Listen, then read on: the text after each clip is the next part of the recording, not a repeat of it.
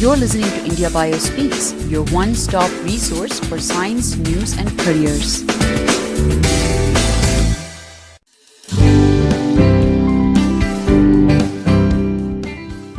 Hello and welcome to today's podcast. This is a part of our International Grants Awareness Program, or iGAP for short. This initiative was born out of a desire to increase the number of Indians seeking and acquiring international funds. We do so by 1. Spreading awareness of international funding schemes by creating resources with the funding agencies. 2. Imparting skills to craft a successful application via workshops and other skill-building resources. And 3. Inculcating the confidence to apply by sharing access to a network of Indian mentors. We bring these resources to you in a variety of ways, such as webinars, podcasts, workshops, informational articles, etc. Now, let's continue to today's conversation. Hello and welcome everyone. I am Zill-e-Anam from IndiaBioscience, and in this recording, we caught 2 Indian awardees of DAAD's binational PhD degree or sandwich program, Sapana Sharma and Shivam Yadav. Sapana is presently a 4th-year PhD graduate student at the Indian Institute of Science, Education and Research in Tirupati and has been awarded the scholarship in 2020 to complete her doctoral degrees at the University of Tübingen. Shivam is presently an assistant professor at the Department of Botany in TPS College in Patna. She was awarded the DAAD Scholarship in 2017 when she pursued her binational PhD degree from Gotha University in Frankfurt and Banaras Hindu University in Varanasi. In this recording, Sapana and Shivam virtually sit down together to discuss the don'ts or what not to do for a successful DAAD Scholarship application. Let's listen in from them. Hello Shivam, happy to talk to you. Hi Sapna, happy to talk to you as well and live back my PhD days. So let's begin with finding a German academic supervisor.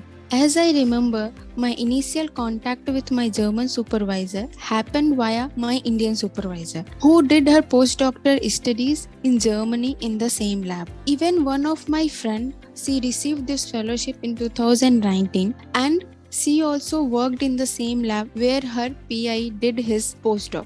That's really nice, Sapna. While I agree that this is one of the routes to approach a German supervisor, not everybody would have this opportunity and privilege. For example, my supervisor suggested a few names to contact based on my work, and I initiated contacts with them myself. And if one has to do so, I think it is important to follow some best practices. Firstly, one should never contact the supervisor at the last moment. For example, I contacted my supervisor 5 months before the deadline in the June itself. Secondly, one should not send the research proposal in the first mail itself. This should be sent only when the German supervisor shows interest and acceptance in hosting you. For the initial communication, one's research interest and a brief CV is sufficient. It is also important not to exaggerate sentences and not to add unnecessary or non-academic interest in the CV. That's an insightful list of don'ts, Shivam.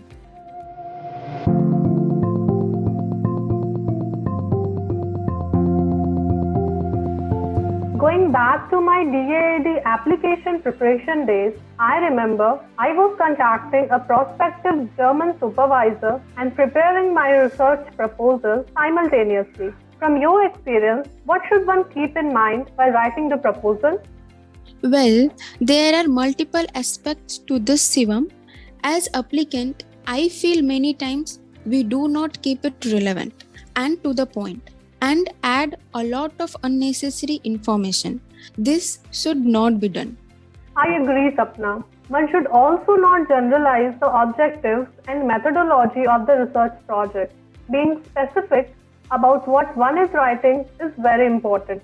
Something as simple as following the given guidelines while writing the project gets missed out many times. Absolutely, Shivam. When an applicant, for example, does not follow the word limits, it shows that one does not respect the guidelines. Another aspect that come to my mind is not referencing supporting materials or related research. Backing up claims with references helps in the strengthening the proposal.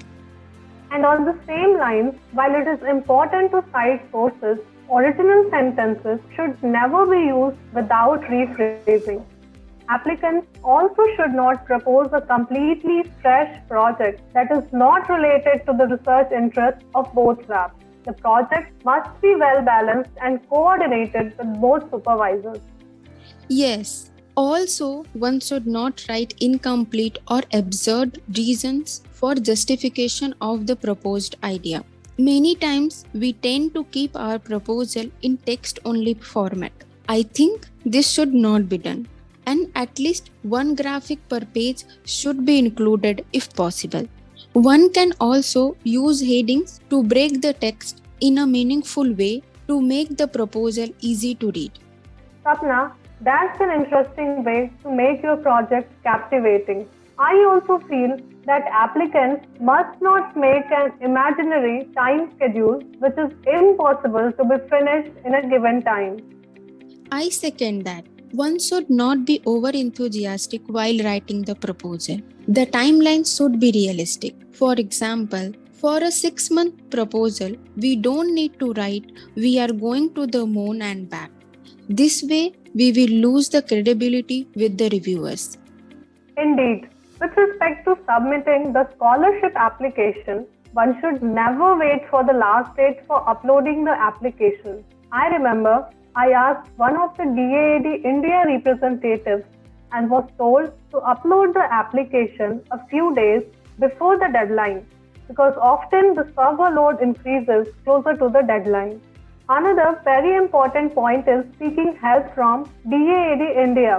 One should not hesitate to ask DAAD India if there is any confusion with respect to application preparation.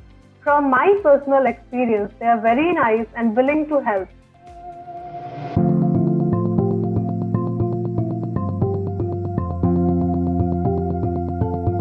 So let's discuss the interview.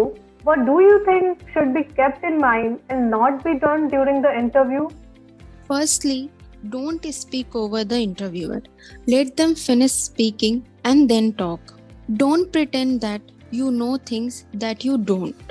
If you don't know something, admit it. That is better than to give a weak answer signaling that you don't know what you are talking about.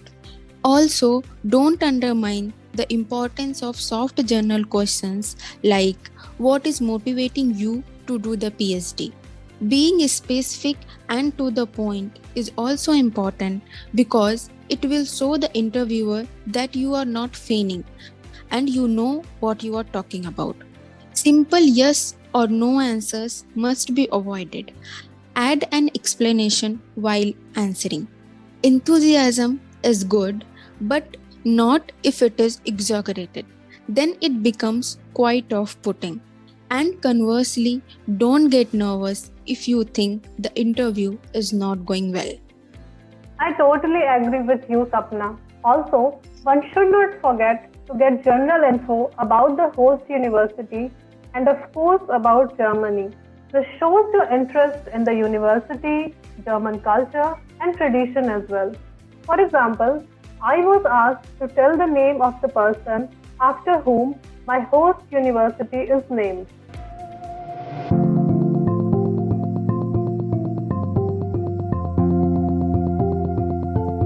Looking back, what did pursuing a binational doctoral degree meant for your career, Shivam? So for me, this scholarship brought the opportunity to build relationships with academics in the lab, department and institutions who came from all over the world. The connections I built during my stay in Germany are now my lifelong international collaborations.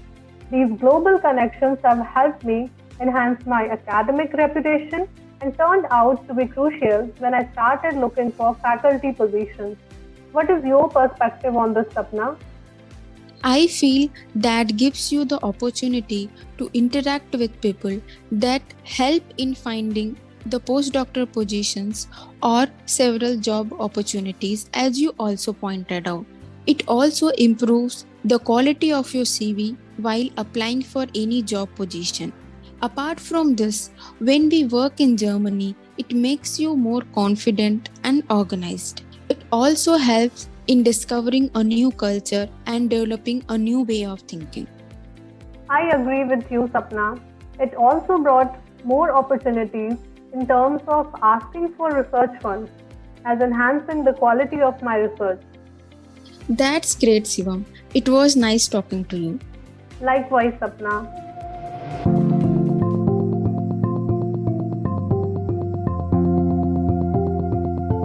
That was an honest and an insightful conversation on the nuances of don'ts for a DAAD scholarship application.